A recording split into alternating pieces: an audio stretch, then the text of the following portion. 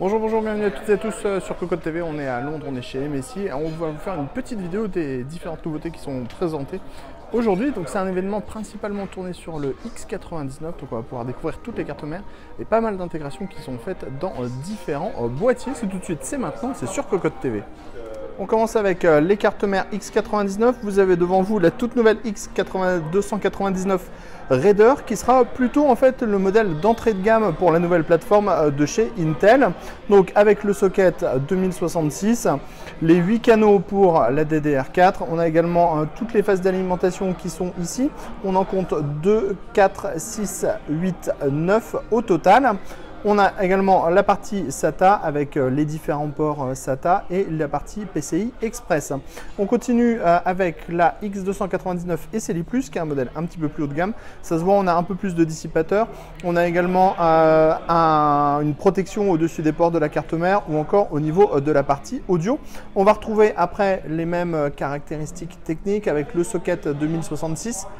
Le quad channel en DDR4, les 9 phases d'alimentation et les différents ports PCI Express. Ici, on remarque que 2 des ports PCI Express sont renforcés et on a également toute la partie ici pour le stockage avec le SATA, le Turbo M2 et bien sûr, on a également les ports M2 avec la prise en charge de la nouvelle technologie Intel Optane. On continue maintenant avec le modèle X299 Gaming M7 ACK. Donc là, on augmente en gamme. Ça se voit clairement au niveau du traitement qui est apporté au niveau de la carte mère. On a du RGB par exemple, donc du RGB qui peut être très flashy. Le renfort des différents ports DDR4, que ce soit, voilà, on remarque à tous les niveaux ici.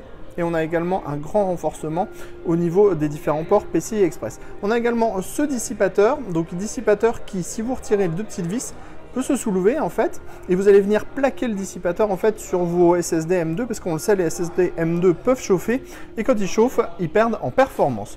On a ensuite le modèle X299 Tomahawk juste à côté, avec une finition qui est plutôt sympa, un PCB qui est noir et gris.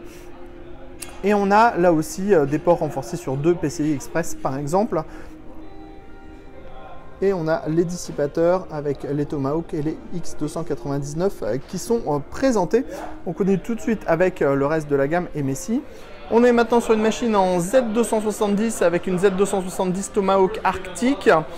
Une MSI GTX 1060 Armor 3 Go, un Inwin 303 Dragon Edition, donc un boîtier qu'on ne connaît pas, donc on va découvrir. On a 4x4 Go de DDR4, un SSD Toshiba, un système de water cooling AlphaCool Iceberg 360 et 3 Inwin Aurora. Et vous allez le voir que le résultat est vraiment plutôt sympathique.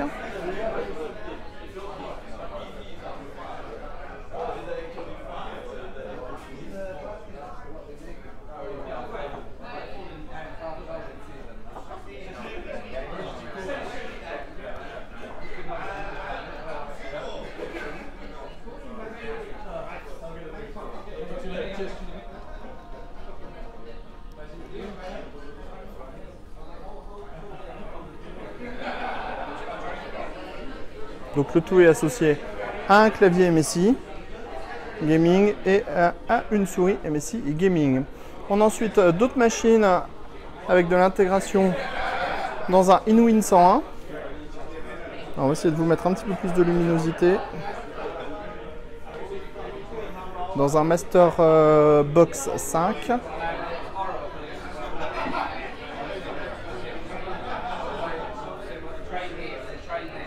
Dans un Masterbox 5 classique, pas un Lite.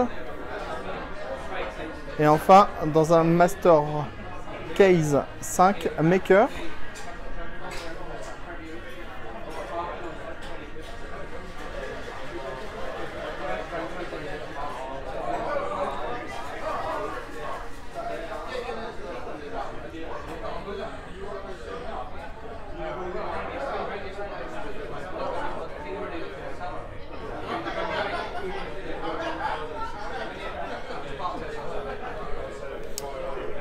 On va terminer sur une très belle configuration qui est à base de Inwin 2 avec à l'intérieur une MXI X299 Pro Carbone AC. On a également une GTX 1080 Seahawk EK.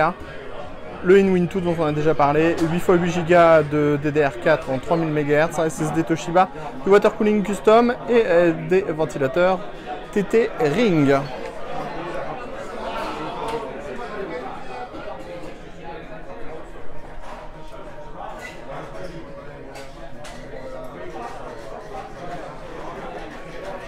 On en profite pour vous montrer la X299 Pro Carbone AC. Donc un modèle résolument haut de gamme avec des plaquages carbone, les renforts au niveau du PCI Express et également au niveau de la DDR4. Et on le voit de nouveau des radiateurs au niveau des différents M2.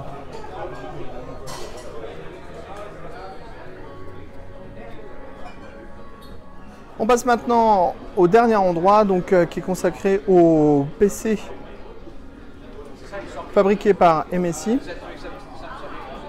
Donc le premier est le tout nouveau Infinite A. Donc un boîtier qui prend place, un PC qui prend place dans un boîtier spécifique avec du RGB, hein, c'est assez logique, on le sait, c'est la fonctionnalité de l'été. On a ici un riser qui va permettre d'installer la carte graphique à 90 degrés de façon horizontale. Au niveau des différences du matériel, on est sur du Core i7 7700.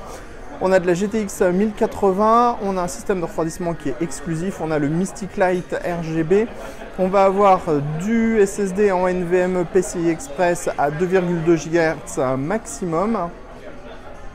Et ensuite on va avoir des composants plus classiques. Donc, mais par contre ce qui est bien c'est qu'on est sur de la carte mère MSI, on est sur de la carte graphique MSI et ça c'est un vrai plus. On n'est pas sur des cartes mères ou des cartes graphiques qui sont fabriqué spécialement pour faire un PC assemblé. MSI utilise ses propres composants. Ensuite on a le Trident 3 que l'on connaît déjà depuis pas mal de temps, donc qui est en version noire et en version blanche. À l'intérieur de ce Trident 3 on va retrouver d'une GTX 1070 et on aura du processeur Intel de dernière génération. Et l'idée de MSI c'est de montrer qu'on peut avoir un PC qui n'est pas plus gros qu'une console de jeu. En effet le format est pas plus gros qu'une Xbox One par exemple ou qu'une PS4. Enfin on a le Aegis TI3, donc design plutôt hyper agressif avec le RGB comme toujours.